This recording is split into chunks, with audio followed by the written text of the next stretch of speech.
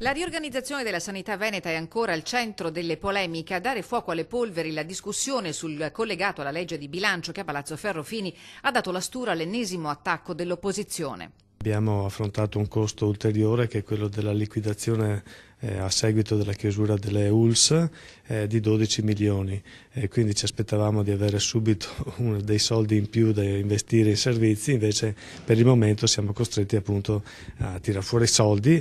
Per il PD a distanza di un anno i conti non tornano e sono i 12 milioni stanziati per il triennio 2018-2020 all'azienda zero per la fase liquidatoria relativa all'accorpamento delle ULSS a fare alzare i toni del dibattito. Sono tanti soldi, commenta il capogruppo Stefano Fracasso, che sostiene come non sia stata spiegata, se non in modo sommario, la ragione di uno stanziamento così rilevante.